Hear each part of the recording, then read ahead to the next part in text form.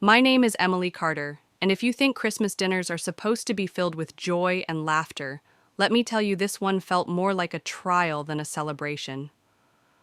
The chandelier above glowed like a spotlight in a courtroom, and every clang of silverware felt like a gavel striking. My father sat at the head of the mahogany table, his posture upright, his eyes sharp as if he were about to deliver a verdict that would change the course of my life. I'd sat at that same table for 32 years watching him carve turkey with the precision of a surgeon and the authority of a king. But this year, something was different. There was a tension in the air so thick you could taste it, sharper than the cranberry sauce, heavier than the roast beef. My mother fidgeted with her pearl necklace, a nervous tic she couldn't control whenever Dad was about to make an announcement. My two brothers, Daniel and Mark, sat straighter in their chairs, anticipation practically vibrating off them. Their wives leaned in with eager eyes, their children half distracted on their phones, but still sensing something important was about to happen. I adjusted the sleeve of my plain black sweater, one that cost less than a bottle of the Bordeaux we were drinking. I chewed a forkful of mashed potatoes, slowly savoring the taste of Mom's cooking, trying to ground myself. My phone buzzed silently in my purse. I ignored it. Whatever it was, a call from my assistant, an alert about a deal, or maybe even the latest message from the Forbes team, it could wait. Family dinners in the Carter household were sacred, untouchable. Nothing interrupted my father when he was ready to speak. He cleared his throat, a sound I had come to dread and recognize as the drum roll before a proclamation. Everyone went still. Forks, froze glasses hovered midair. Even the fire in the living room seemed to quiet its crackle. My father set down the carving knife with a flourish, as though punctuating a life-changing decree. "Emily," he began, his voice deep and measured, "there's something important we need to discuss as a family tonight." A chill crept down my spine, though I kept my face neutral. I looked across the table. My brothers exchanged a glance, one of those silent communication siblings master after years of shared ambition and rivalry. Their wives smiled faintly, the kind of smile that hides anticipation of victory. "Of course, Dad," I answered softly, reaching for my water glass to mask the tightening in my chest. "What's on your mind?" He adjusted his posture, squared his shoulders, and the room seemed to shrink under his authority. I knew in that instant whatever words came next weren't just a family update.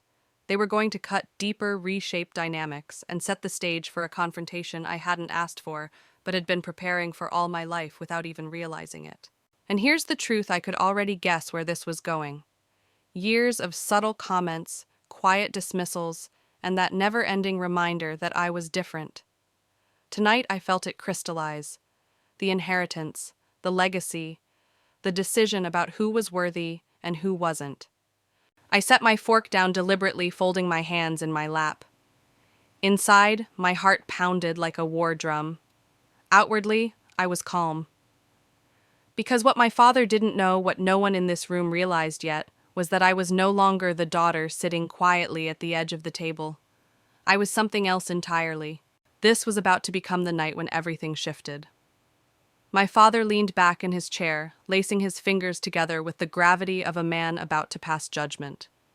He had always thrived on control, on orchestrating moments where the rest of us were forced to listen whether we wanted to or not. Tonight was no exception. "I've been working with the estate attorney," he began, his voice low but commanding. "Your mother and I have finalized our will." The words settled over the room like heavy snow. My brothers straightened as if awaiting medals. Their wives leaned closer, eyes gleaming with the satisfaction of people already certain of their reward.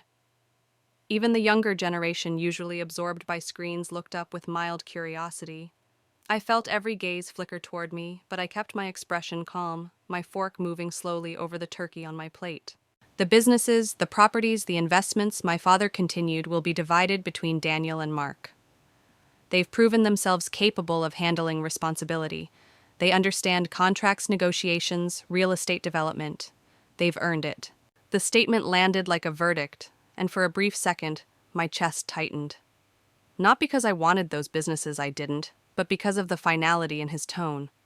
I wasn't just being left out. I was being dismissed, stripped of value in a room that was supposed to be filled with family. I nodded once, deliberately measured. "I understand." Relief washed over my father's features as if he'd been bracing for an argument. He reached for his wine, his shoulders easing. My mother, ever the mediator, jumped in with her gentle, almost patronizing voice. Emily, honey, it's not that we don't love you. It's just, you've always been different. Your little computer job, that tiny apartment downtown, you've never shown interest in real business? Daniel adjusted his designer tie, adding, "That's right. The construction company requires someone who can negotiate deals, oversee contractors, handle expansion. Mark and I have been preparing for years. It's only right." Mark smirked, draping an arm over his wife's shoulder. "And running restaurants isn't exactly something you can learn from behind a computer screen. We need hands-on managers, people who know how to handle staff and vendors." Their wives beamed proud of the men they'd married. The smugness in their expressions was almost suffocating. I took a slow sip of wine, the rich Bordeaux warming my throat. They didn't know I had personally added this particular vintage to their collection just a month ago. A small irony, drinking my own generosity while dismissing me as incapable. "You're absolutely right," I said calmly, setting my glass down. "I wouldn't know the first thing about running multiple businesses." The room relaxed. My father even smiled faintly, clearly relieved at my compliance. "I'm glad you understand, sweetheart. This doesn't mean we don't value you. There will be a small trust fund, enough to ensure you're comfortable, maybe 50,000. The figure hung in the air like a bone tossed to a stray dog. My brothers looked triumphant, their wives visibly glowing with satisfaction. 50,000 is generous," Daniel's wife said sweetly. "It's really for the best. Daniel and I have been planning expansions, new developments. We'll put the inheritance to good use." Mark jumped in eagerly. "We've even been looking at that new luxury condo project near the harbor. It's a gold mine." I nearly choked on my wine.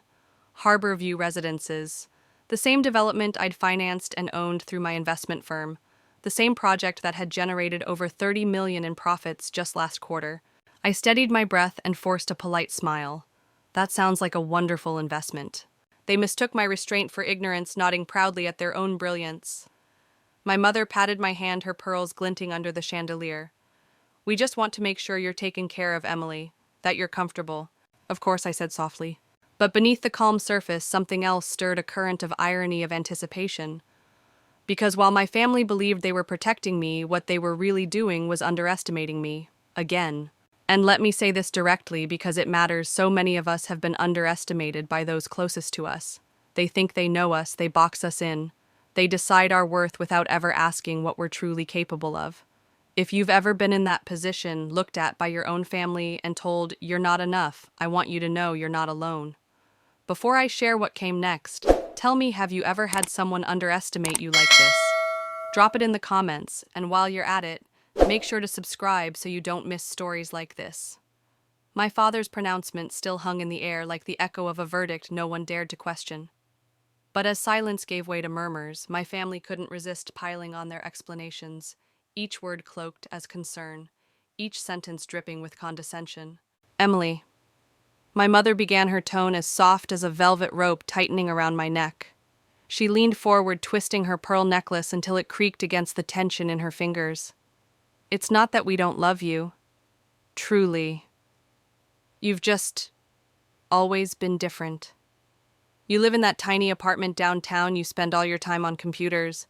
You've never shown much interest in real business." "Exactly," Daniel chimed in, smoothing his designer tie like a man preparing for a photo shoot. "The construction company needs someone who understands contracts, development, negotiations. I've been working with Dad for years, learning the ropes. It only makes sense for me to take it forward." Mark added, his voice quickly, unwilling to be outshined. "And the restaurant chain isn't just about food. It's about staff, vendors, multiple locations. It's demanding. Not really your wheelhouse, Emily. It takes someone who knows the industry, not someone who—" He paused, letting his smirk sharpen the blade codes in an apartment. Their wives nodded along, eager chorus girls in a cruel performance. Jennifer, Daniel's wife, dabbed her lips with a linen napkin before adding, "It's for the best, Emily. You'll be comfortable. You won't have to worry." Patricia, always sharper, let her smirk stretch wider. "Besides, it's not like you'd know what to do with big responsibilities. Better to leave that to people who've proven themselves." The words were meant to sting, and in another time, another version of me they might have. I remembered years ago sitting at this same table, listening to them dissect my choices like surgeons of judgment. Back then, I swallowed their disdain whole, letting it settle like a stone in my stomach. But tonight was different. I reached for my glass of Bordeaux, inhaling the rich scent. They didn't know I was the one who had quietly purchased this very vintage for their collection last month. I took a slow sip, savoring the irony. "You're absolutely right," I said calmly. "I wouldn't know the first thing about running multiple businesses." The table exhaled relief as though I had finally stepped back into the role they had written for me, the quiet, obedient sister. Dad's expression softened, his lips curving in paternal pride at my acceptance. My brother's shoulders relaxed, their smugness deepening. "I'm glad you understand," my father said with finality. "This doesn't mean we don't value you. We've arranged a trust fund for you. 50,000. Enough to ensure you're comfortable." Jennifer's smile brightened like she'd been waiting for this moment. "That's more than generous. Daniel and I already have plans for our share expanding into new developments. It's exciting." Mark leaned forward, eager to add his triumph. "There's a new condo project near the harbor. Luxury units, prime location. It's going to be a gold mine. Patricia and I are already considering an offer." My fork nearly slipped from my hand. The Harbor View Residences. My development. The one my investment firm had quietly launched, the one that had generated over $30 million in profits just last quarter. I forced my face into serene neutrality, though I could feel the edges of a smile tugging at my lips. "That sounds like a wonderful investment," I said evenly. If they noticed the tremor of irony in my voice, they didn't show it. Daniel nodded enthusiastically. "It is. That's the kind of opportunity Dad knows we're ready for. Big, complex projects, not small computer jobs." The words floated like ash, but I let them settle. Because I knew something they didn't, that everything they believed about me, every assumption they'd stacked into a tower of superiority, was about to collapse under the weight of truth. But I stayed quiet. Sometimes silence is more powerful than any rebuttal. Sometimes letting others display their arrogance is the sharpest blade you can wield. Here's what I've learned: when people underestimate you, when they box you into their narrow view of who you are, you don't have to fight them immediately. You can wait. You can build. You can let your success become the thunder they never saw coming. And as I sat there nodding politely at their smug speeches, I knew my thunder was already rumbling. I kept cutting my turkey into tiny squares, the knife gliding against porcelain, each slice measured calm. Inside, though, my thoughts churned. My brother's voices blurred together, Daniel talking about market expansions, Mark rattling off vendor contacts as if they were already CEOs, crowned by my father's decree. Their wives looked on with the smug glow of people who thought they had won something, and maybe in their eyes they had. What none of them realized was that every word, every patronizing pat on the hand was reinforcing the mask I had carefully built for years. I had become an expert at playing small, at letting them think I was the quiet, compliant one, the one who couldn't possibly understand contracts or negotiations, the one who needed just enough pity to warrant a $50,000 trust fund, an amount my assistant could wire out of petty cash by the end of lunch on any given Tuesday. But I didn't flinch, I didn't argue. Instead, I let the weight of their assumptions settle comfortably on my shoulders. And then with deliberate calm, I set my fork down and looked at each of them in turn. "You're absolutely right," I said, my tone even. "I wouldn't know the first thing about running multiple businesses." The air seemed to exhale in relief. My father's jaw unclenched, the furrow in his brow eased. He leaned back, reaching for his wineglass, satisfied that his daughter had gracefully accepted her place. "That's good," he said, smiling faintly. "I'm glad you understand, sweetheart. This way, everything stays orderly. Your brothers get what they're prepared for, and you'll still be taken care of. It's a fair arrangement." Daniel beamed. "Exactly. It's all about preparation, responsibility. Emily knows where she shines and where she doesn't. It's good she recognizes that."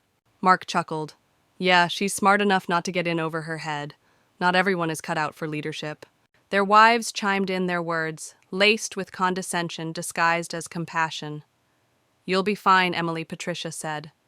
50,000 is plenty to keep you comfortable. You won't have to stress about the kind of burdens Daniel and Mark will shoulder." Jennifer added, "It's for the best. Truly. Everyone's in their right place." I smiled, faintly nodding. "Yes," I said softly, "everyone's in their right place." The irony nearly burned my tongue. Because what they didn't know was that the right place for me had never been the corner they shoved me into. My place had been in boardrooms they couldn't even imagine, at negotiations they wouldn't survive, building companies they didn't know existed. But I wasn't going to reveal that. Not yet. Timing is everything, and tonight was about patience. As the conversation moved on, I let my silence become part of the performance. They thought they had silenced me. In reality, I was observing, cataloging every slight, every smirk, every laugh at my expense. And here's what I need you to hear: sometimes the most powerful response isn't fighting back immediately. It's staying still. It's letting people underestimate you until the truth can't be hidden any longer. That moment when the mask comes off, when the reality is undeniable, is far more devastating than any quick retort could ever be. My father, satisfied, raised his glass once more. To family, he declared, his voice firm. To ensuring the Carter legacy continues in capable hands. Everyone raised their glasses. Daniel clinked his with marks, their smiles victorious. Patricia and Jennifer leaned in their rings, flashing under the chandelier's light. Even my nephews raised their sodas absently, more interested in their phones than the conversation. I lifted my glass last, my movements deliberate, my smile thin. To family, I echoed, my voice low. The rim of my glass touched my lips, but I didn't drink. Instead, I let the Bordeaux hover for a moment before setting it down again. Because for me, this wasn't a toast to legacy or inheritance. This was a toast to patience, to silence, to the storm waiting quietly on the horizon. And as I glanced at my buzzing phone, Emma's name flashing again, probably about the European merger or the pharmaceutical acquisition, I knew the storm was closer than anyone here realized. They thought they had cut me out of the legacy, but what they didn't know was that I had already rewritten the story. Daniel was the first to break the silence after the toast. He leaned forward, his tie catching the chandelier's glow like a badge of honor. So here's the plan, he announced, his voice filled with the self-assurance of someone who thought he'd just been knighted. Jennifer and I have been talking with Dad about expanding into downtown. There's this new development near the harbor, luxury condos, all glass and waterfront views. Absolute gold mine. Mark jumped in immediately, unwilling to let his brother steal the spotlight. That's right. Patricia and I have been running numbers with some friends in real estate. The Harbor View Residence's prime property, massive demand. We've already started sketching out what our share of the inheritance will fund. This project is going to cement our place in the city. I froze mid-bite. My knife hovered above the plate. The Harbor View Residences. My project. My firm's development. The one that had quietly produced over $30 million in profits in just the last quarter alone. I steadied myself and forced a serene smile, though the irony nearly bubbled over. That sounds like a wonderful investment, I said, my voice even. They took it as encouragement. Daniel puffed up his chest. Exactly. It's projects like this that show why Dad trusts us with the legacy. These opportunities don't just fall into anyone's lap. You have to recognize them, act decisively. That's what leadership looks like. Patricia placed a manicured hand on Mark's arm and added, It's not really something you can grasp from behind a computer screen, Emily. But don't worry, we'll make sure the family name stays strong. That's what this is all about. Jennifer nodded eagerly. Yes, it's about continuity. The Carters are builders, doers, people who shape cities. Daniel and I have been preparing for this moment for years. It feels right. I sipped my wine slowly, the glass trembling only slightly in my hand. They didn't know that the contracts they were praising themselves for chasing were already signed by me. They didn't realize the gold mine they dreamed of owning was already generating returns under my watch. I leaned back, letting their excitement ripple around the table. I wanted to laugh, but instead I tucked the amusement deep inside. Because timing mattered. Letting them revel in their imagined triumph made the truth, when it finally surfaced, all the more devastating. What fascinated me most in that moment wasn't their arrogance, it was their blindness. My brothers had spent years dismissing me, writing me off as incapable. And yet, in their eagerness to boast, they were pointing directly at my success, admiring the empire I had quietly built. They were praising me without even knowing it. And I wonder how many of you watching this right now have felt that same sting. How many of you have been underestimated, dismissed, only to discover that the people mocking you are unknowingly admiring your work from afar? Tell me in the comments, have you ever had someone overlook you only to later realize you were the very person behind what they respected? I'd love to hear your stories. I set my glass down and folded my hands. You know, I said softly, Harborview does sound like a solid project. If you get the chance to invest, you should absolutely go for it. Daniel grinned. We plan to. With Dad's support and our inheritance, we'll make it happen, Mark added with a smirk. Yeah, it's not the kind of deal you can get by just coding apps. This is real business. The words were meant to sting, but they didn't. Not anymore. Because I knew something they didn't. While they were still fighting for scraps of Dad's legacy, I had already moved beyond it. My reach stretched into industries they couldn't begin to comprehend. My influence was larger, my vision broader. But for now I let them keep talking. Let them keep boasting. Because silence is sometimes the sharpest blade. And soon enough, that blade was going to cut clean. The conversation drifted from Harborview residences to the supposed future of the Carter family name. My brothers basked in their imagined power, their wives smiled like queens in waiting, and my parents looked satisfied as if they had orchestrated the perfect legacy. I sat there cutting another bite of turkey, each slice a small act of restraint. Patricia leaned toward me, her diamond bracelet clinking against her wine glass. Emily, you really should think about your future. A woman your age still living alone in that tiny apartment. It's not sustainable. You need a husband, someone who can take care of you. Jennifer chimed in without missing a beat. It's true. Stability isn't just about money. It's about having someone by your side. You're almost 33. You can't live like a college student forever. I looked around the table. My mother's eyes softened with agreement, though she didn't speak. My father nodded slightly, like this was wisdom he himself had imparted countless times. Daniel and Mark smirked, clearly pleased with their wives' little interventions. I took a slow breath and let their words hang in the air. Then I smiled faintly. You're right. I should probably think about my future more seriously. It is getting up there, isn't it? The table erupted in chuckles, relieved by my compliance. But the irony, of course, was that while they imagined me trapped in a cramped apartment with nothing but a computer for company, I was orchestrating billion-dollar acquisitions. While they mocked my Honda, I was negotiating with European conglomerates. While they pushed me toward a husband for security, I was already secure in ways they couldn't even fathom. My phone buzzed again inside my purse, vibrating with urgency. Emma. She never called twice unless it was critical. Probably about the merger documents that needed my signature before midnight, or the pharmaceutical acquisition we'd been finalizing worth billions.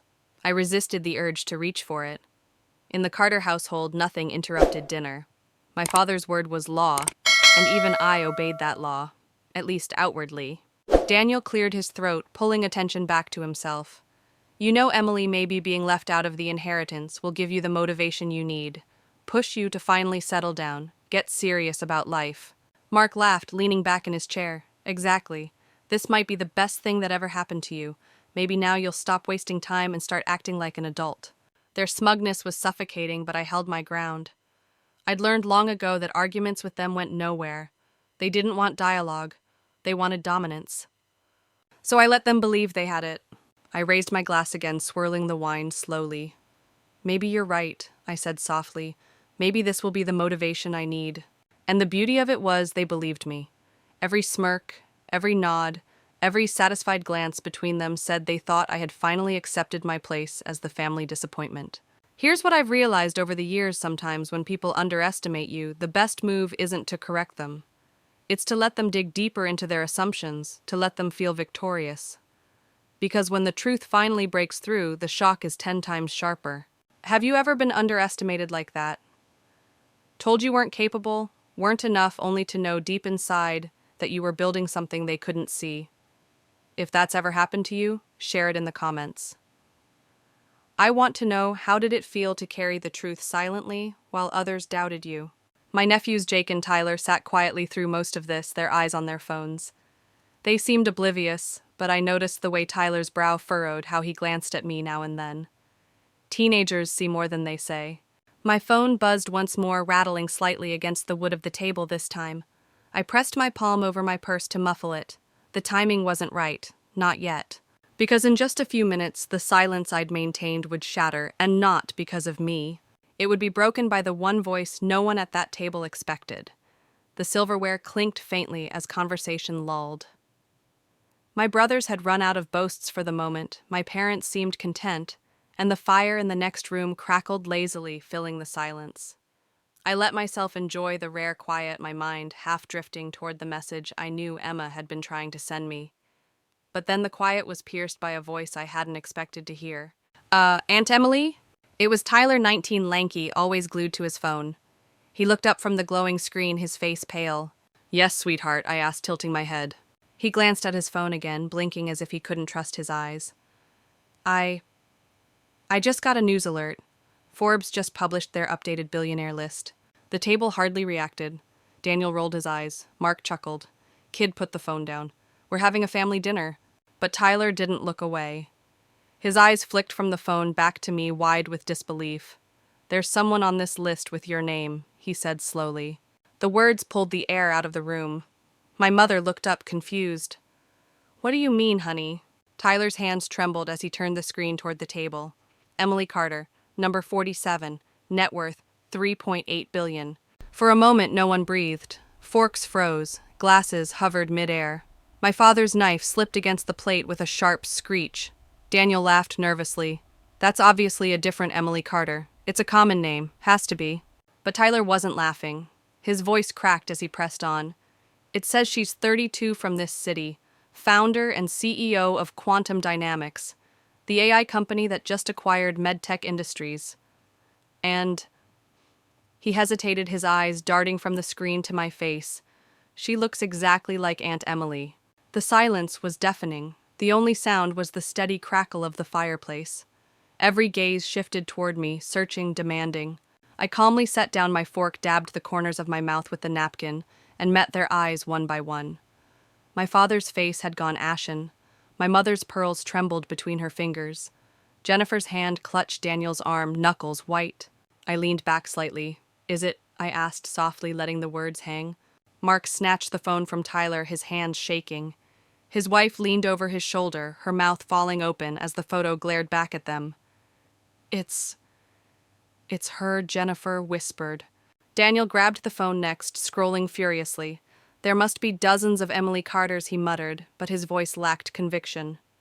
Article after article loaded Forbes' Fortune, the Wall Street Journal, each headline splashing my name across the screen, each photo erasing their denial.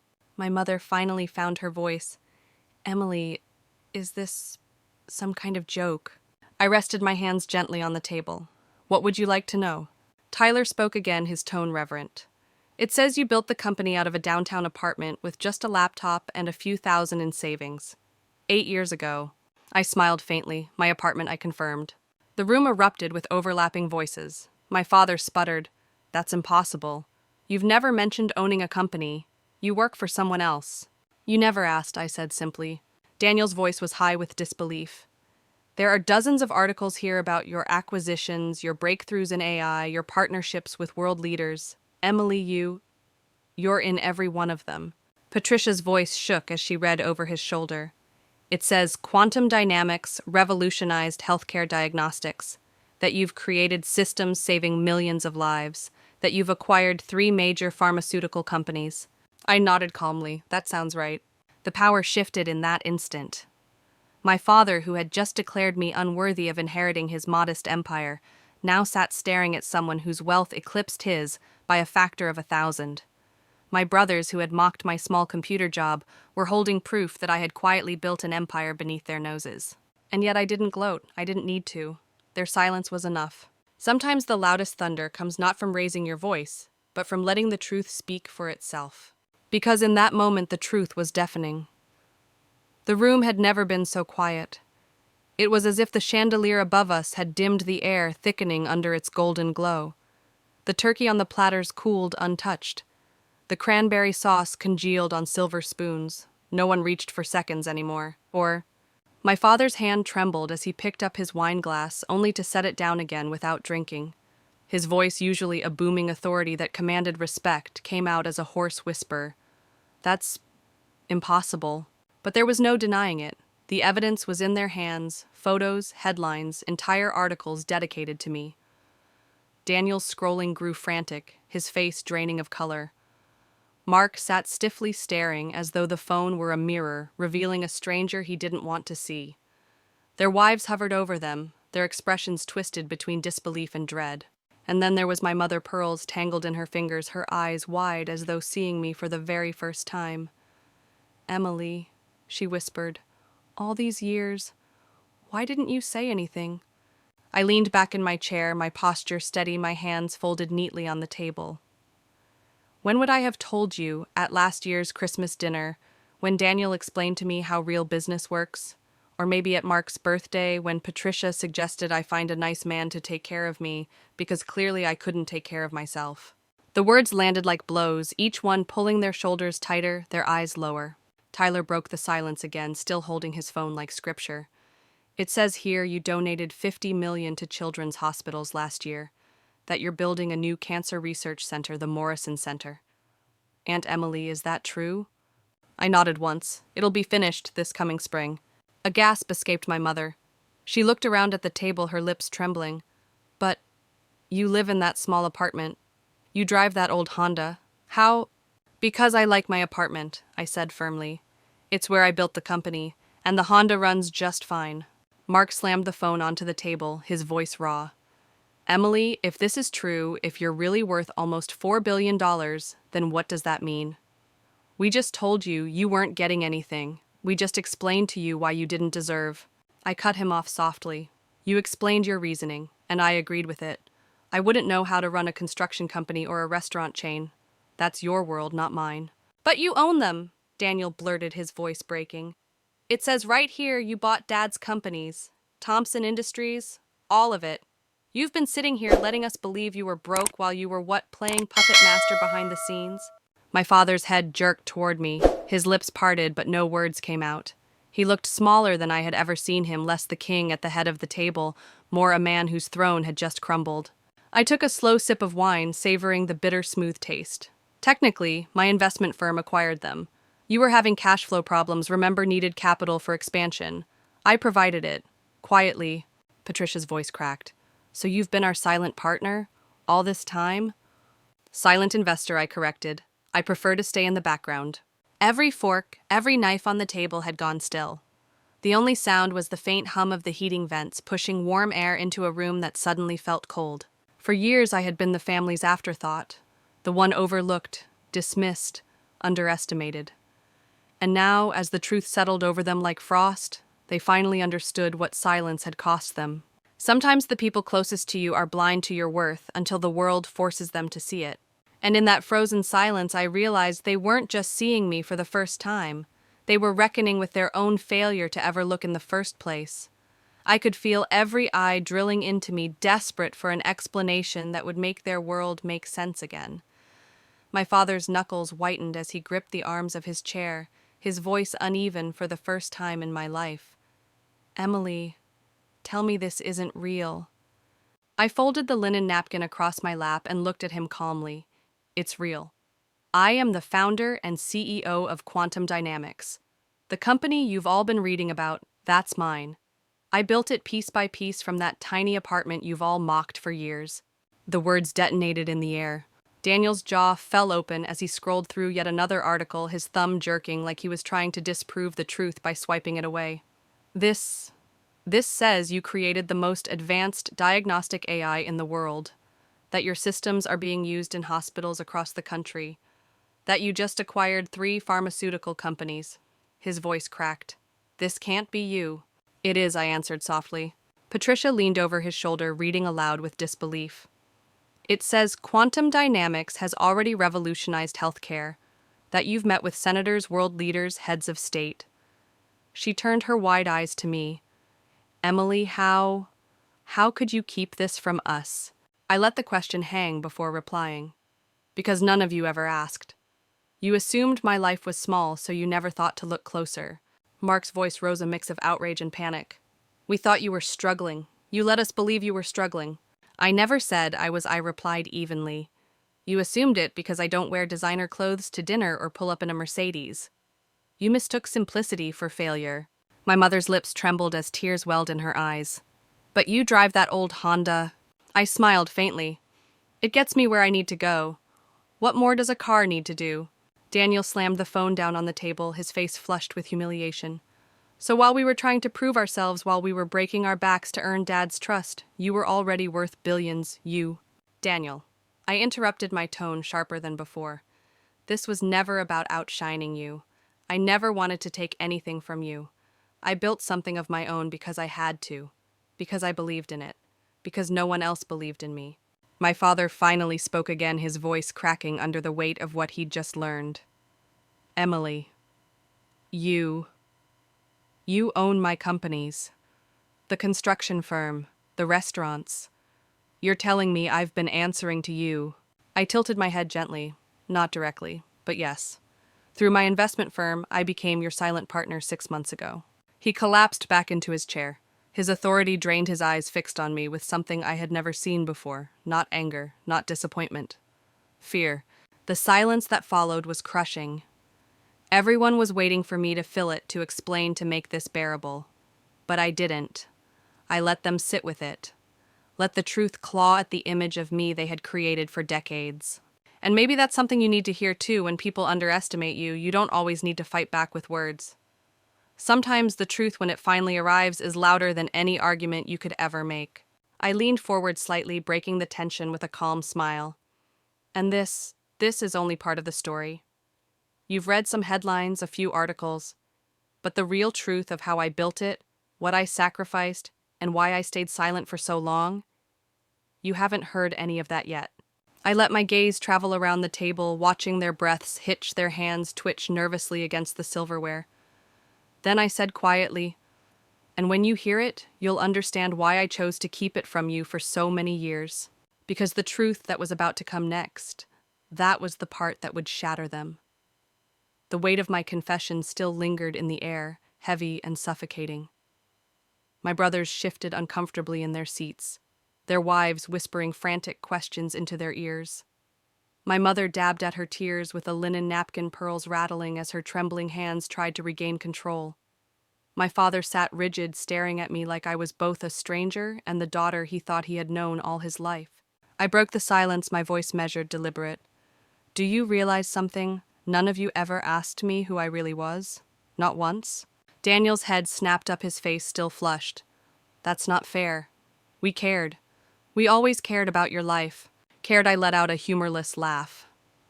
Daniel, caring would have meant asking, listening, trying to understand what I was doing with my time. Instead, you told me what I wasn't. You explained how I wasn't capable, how I wasn't cut out for real business. Mark leaned forward, his expression defensive. Because you never gave us reason to think otherwise. You lived like a college kid. That apartment, that car, the way you never flaunted anything. How were we supposed to know? I turned to him, my eyes steady. Exactly. You assumed. You assumed simplicity meant failure. You assumed that because I wasn't chasing Dad's approval, I must not be accomplishing anything. But assumptions aren't facts. They're excuses for not seeing what's right in front of you. Jennifer bristled. You let us believe you were struggling. You played into that image. No, I said firmly. I lived my life. I built my company in silence because it was mine to build. I didn't need your validation. I didn't need your applause. What I needed, what I would have welcomed, was your curiosity, your interest. But all you gave me was judgment. My mother's sobs grew louder, but I pressed on. Years of swallowing my truth had sharpened these words, and now they cut clean. Do you remember last year, I asked, my gaze sweeping the table? When Dad lectured me about responsibility because I didn't show up in a new car, when Patricia told me it was time to find a man, because clearly I couldn't take care of myself. When Daniel insisted I'd never understand contracts or negotiations, because I only played with computers. Those weren't questions. Those were verdicts. You didn't ask who I was. You decided for me. Patricia shifted uncomfortably, her smirk gone. Mark's jaw tightened, but he said nothing. Daniel opened his mouth, then closed it again. My father looked down at his hands, ashamed. You built your narratives around me, I continued, because it made you feel secure. The daughter who never measured up, the sister who needed guidance, the aunt who couldn't possibly succeed. I was convenient for you. I was your measuring stick, the one you could always feel taller than. Silence, heavy, crushing silence. Do you know what that does to a person? I asked, my voice quieter now. To sit at this table year after year and hear the people who are supposed to know you best define you as less. It makes you wonder if maybe they're right. It makes you question your own worth. Until one day you stop questioning and start building, not because you want to prove them wrong, but because you need to prove yourself right. Tyler, still clutching his phone, whispered into the silence. You did prove it, Aunt Emily. You did. I smiled softly at him, the first genuine smile of the evening. Yes, I did. But not for them, for me. I turned back to the others, and now, here we are. You're staring at the truth you never wanted to see. The truth that the person you dismissed, underestimated, and ignored was building something bigger than any of you dreamed possible. I let the silence stretch, letting them sit in the discomfort of their own blind spots. And then I added almost gently, you all thought you were protecting the family legacy. But what you didn't realize was that I was creating a new one that doesn't need your approval, your permission, or your recognition. I leaned back, folding my hands. So tell me, was I really the one who failed to measure up? Or were you the ones who failed to see? The question hung in the air like smoke, unanswerable and undeniable. For a long moment, no one spoke. The air felt heavy, like the room itself was holding its breath.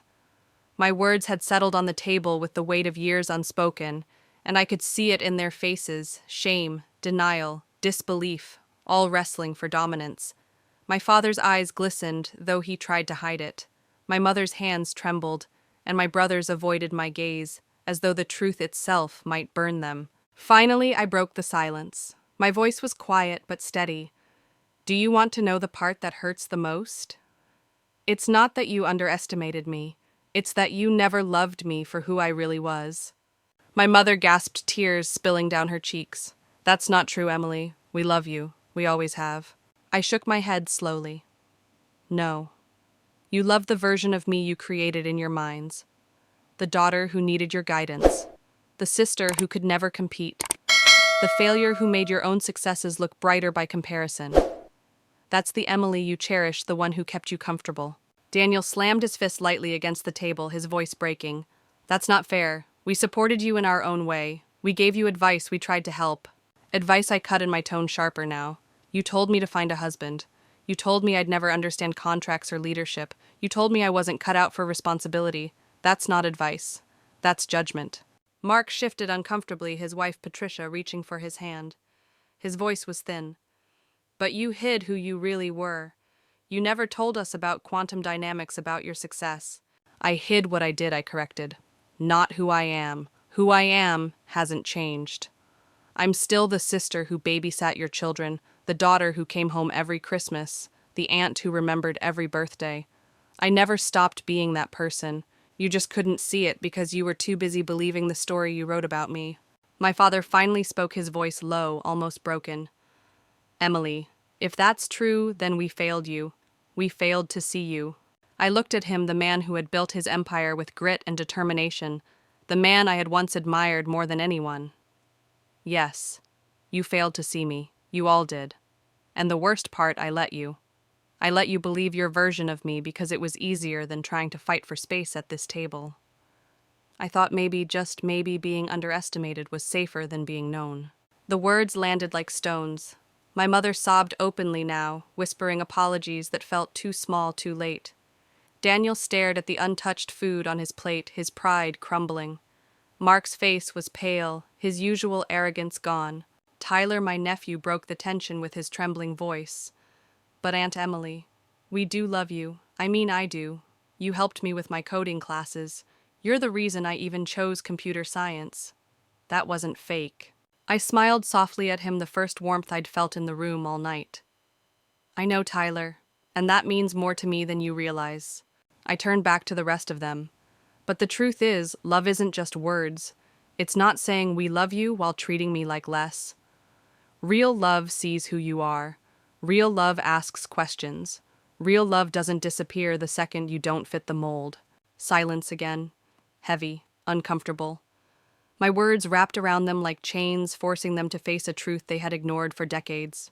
And here's what I've learned: sometimes the deepest betrayal doesn't come from strangers, it comes from family. Not because they hate you, but because they refuse to see you. And that blindness, that refusal, can wound deeper than anything else. I leaned forward, my hands folded. So tell me honestly, did you ever love me? Or did you only love the version of me that made you feel superior? No one could answer. Not my mother through her tears, not my father through his silence, not my brothers through their shame. And in that silence I had my answer. The silence after my question stretched so long it felt like the walls themselves might crack under the weight. My family shifted uncomfortably, each one grasping for an answer they couldn't give. That was when Daniel, still desperate to cling to some shred of control, grabbed the phone back from the table and began scrolling again. His eyes widened as line after line confirmed the truth he wanted so badly to deny. Emily, he muttered, his voice shaking, it says here that Quantum Dynamics, your company, acquired Thompson Industries 6 months ago. That's Dad's companies, the construction firm, the restaurants. Every head snapped toward him, then toward me. My father's face drained of color, his lips parting as if the words themselves had stolen the breath from his lungs. No, he whispered. That can't be. Thompson Industries is mine. I set my napkin down carefully, folding it with precision before answering. Technically it was, but you needed capital. Expansion costs were draining your reserves. You went looking for investors, and my firm provided it, quietly, efficiently, without fanfare. Mark lurched forward, his voice raw. You mean to tell us that while we were preparing to inherit this company, you were already pulling the strings behind the scenes? You bought us out. I met his gaze evenly, not bought out, partnered. But yes, I became the silent investor. I preferred to stay in the background. It was easier that way. Patricia's voice cracked as she leaned closer to her husband. Silent partner. All this time. We've been making plans, talking about expansions, bragging to our friends, while the person funding it all was sitting at this table. Yes, I took a sip of my wine, the bitter notes coating my tongue. And the irony is you were praising Harborview Residences earlier as your golden ticket. That development. It belongs to my firm as well, Meridian Development Group, another one of my companies. The project you've been drooling over has already generated over $30 million in profits just last quarter. The silence that followed was absolute. Jennifer's mouth fell open, her eyes darting between Daniel and me, searching for denial that wasn't coming. My mother clutched her pearls so tightly I thought they might snap. My father's hands trembled as he finally realized he had been answering to me for months without ever knowing it. Emily, he croaked, his voice breaking, you've been my partner all this time. I nodded slowly. Yes, Dad. Your silent partner. And the truth is, I didn't step in to humiliate you. I stepped in because I believed in what you built. I didn't want to see it collapse. But I also didn't need the spotlight.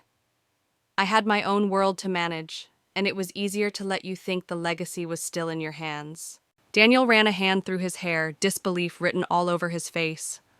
This is insane. You mean to tell us that while we were mocking you, dismissing you, planning what to do with money we didn't even have yet, you were already controlling everything? Yes, I said simply. And then leaning forward just slightly, I let the final blow land. Do you understand now? You spent years telling me I wasn't capable, that I wasn't worthy of the family business.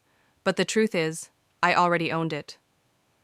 While you were laughing at my so-called failure, you were living in the shadow of my success. Every assumption you made about me, every word, every smirk, every lecture was built on a lie of your own making. Their faces were pale, their voices gone. The weight of truth had crushed every last ounce of arrogance from the room. And I have to tell you, if you've ever been underestimated, if you've ever been told you weren't good enough, there is no vindication, like the moment when your success speaks louder than their doubt. Because in that moment, you don't have to scream. You don't have to gloat. You just have to exist, and the truth will shatter them. I leaned back in my chair, calm, composed, unshaken. So yes, Harborview is mine. Thompson Industries is mine. And while you were busy doubting me, I was busy building something bigger than all of this. The silence that followed wasn't just shock. It was the sound of years of judgment collapsing in on itself. The dining room had always been loud. Loud with laughter, loud with arguments, loud with the chatter of cousins and siblings competing for space. But that night after my confession, it was the quiet that crushed everything. Silence thick as stone pressed against our ribs, and for once no one dared to fill it. My father's hands trembled against the table. This was a man who had weathered recessions, political storms, even betrayals from partners. Yet now faced with the truth that his youngest daughter had become the very force sustaining his empire, he looked smaller than I had ever seen him.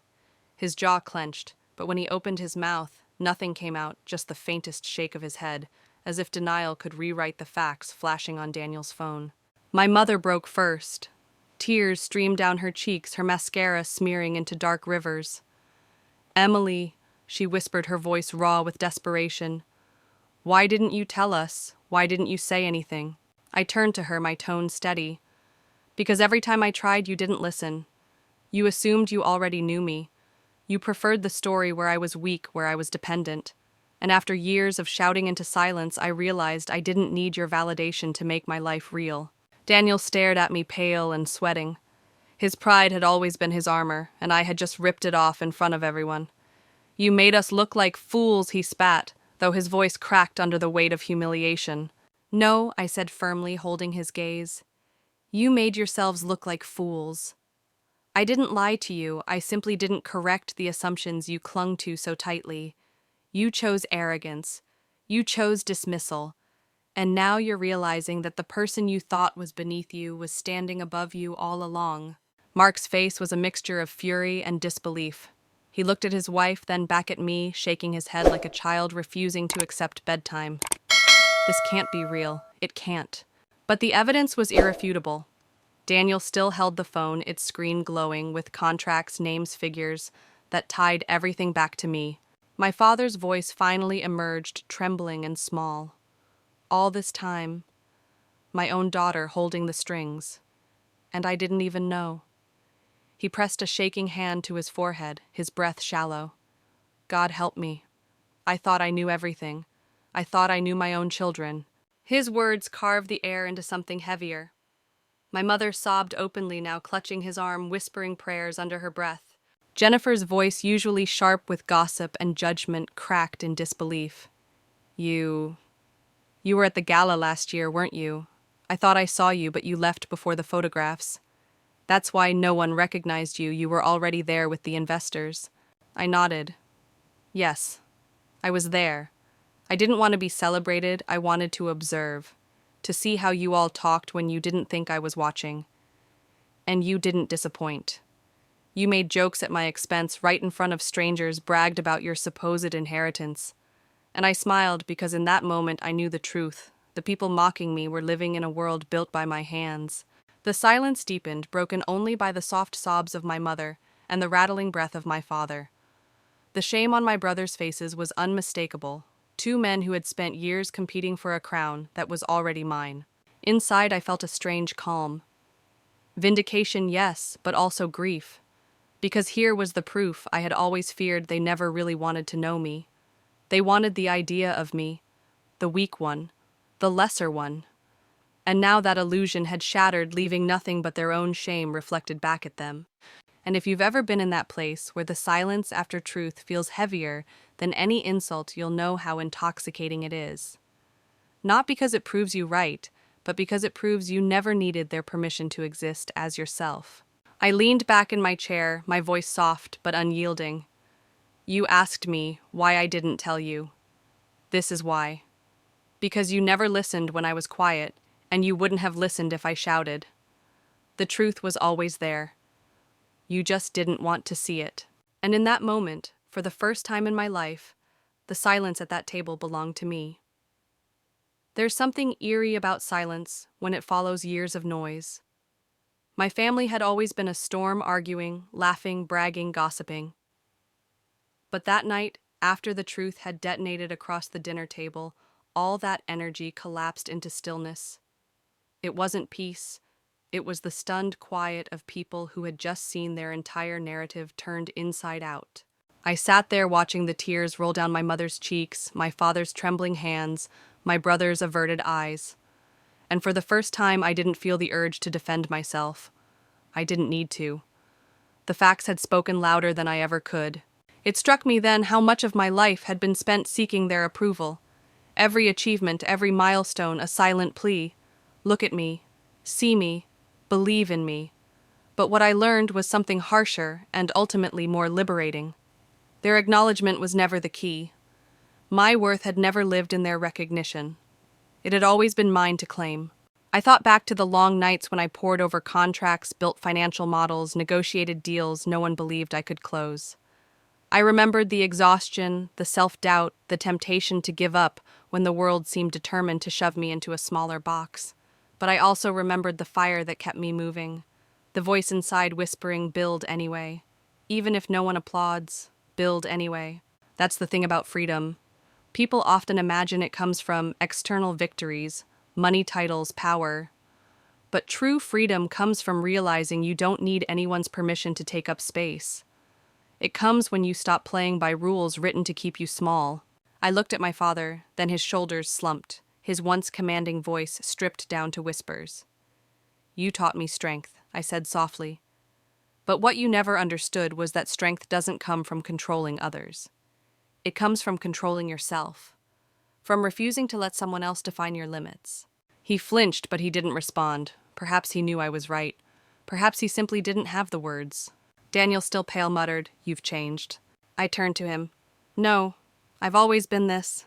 You just never bothered to see it." And that's when I realized something else. This moment wasn't about revenge. It wasn't about humiliating them the way they had humiliated me. It was about closure.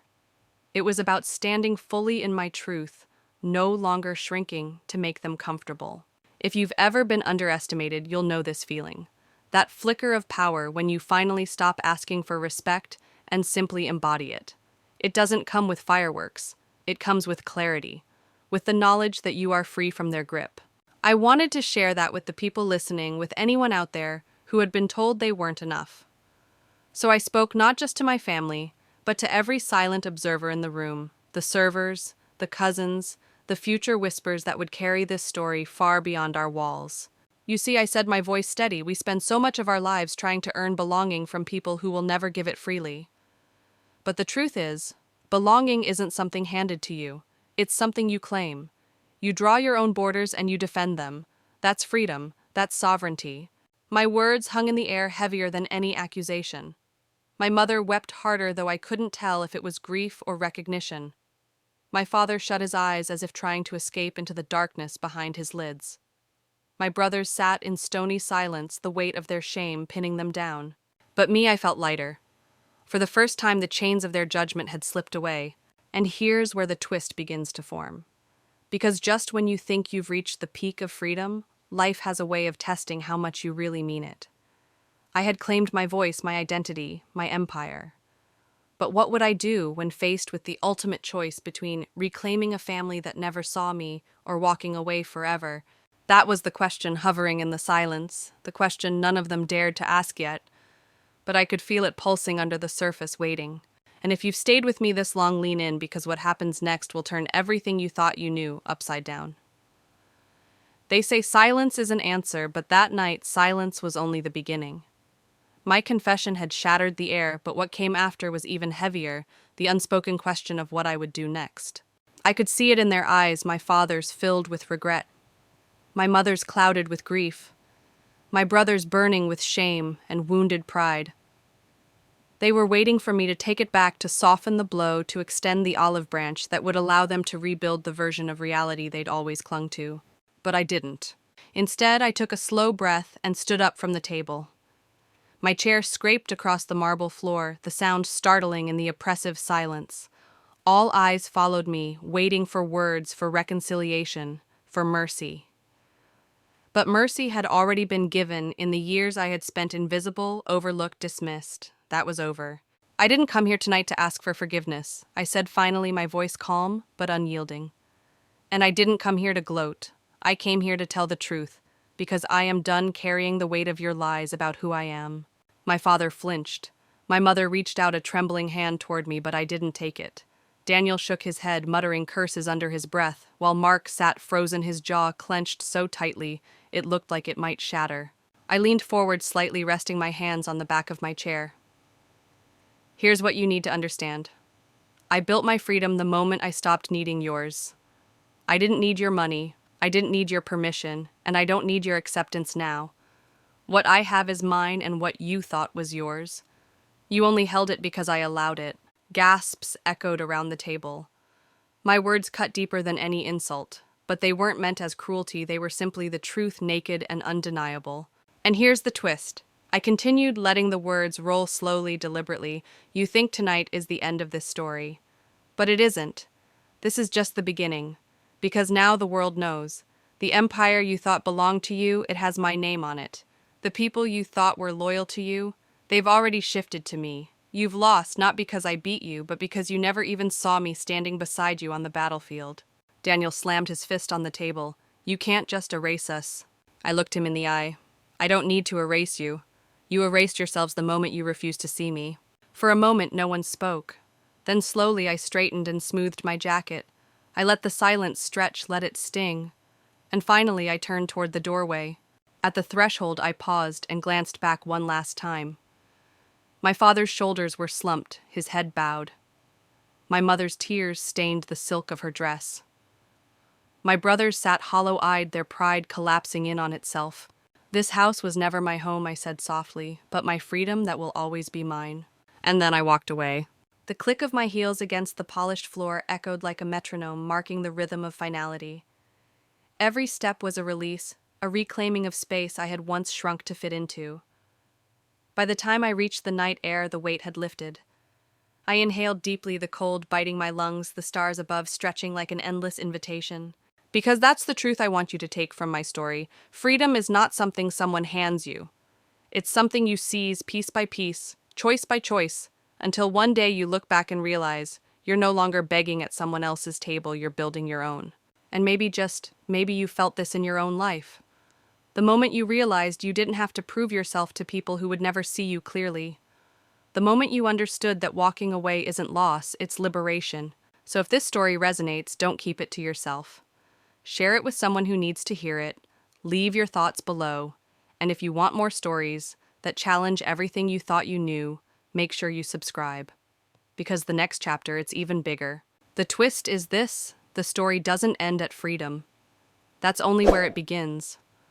When I stepped out into the night, the chill wasn't cruel, it was clarifying. For years I had carried their shadows, their dismissals, their conditional love. And yet the moment I walked away, I realized I was lighter than I had ever been. Freedom, I learned, isn't loud. It doesn't come with applause or parades. It's quiet. It's the stillness in your chest when you no longer need permission to exist. It's the certainty in your stride when you know you owe nothing to those who never believed in you. I used to think victory meant proving them wrong. But standing there beneath the stars, I understood something deeper. True victory is no longer needing to. It's building a life so full, so unapologetically yours, that their opinion becomes background noise, irrelevant against the roar of your own becoming. And that's what I want you to carry from my story. If you've ever felt small in rooms where you should have been celebrated, if you've ever been told you weren't enough by the very people meant to lift you higher, know this: you are not defined by them. You are defined by the fire inside you, the choices you make, the courage to step into the unknown even when your knees shake. So walk away when you need to, build even if no one claps, and claim your freedom, not tomorrow, not someday, but now. Because the truth is, family is not always the people who share your blood. Sometimes it's the ones who show up, who see you, who remind you that you are already whole. And in that wholeness, you'll find not just freedom, but peace.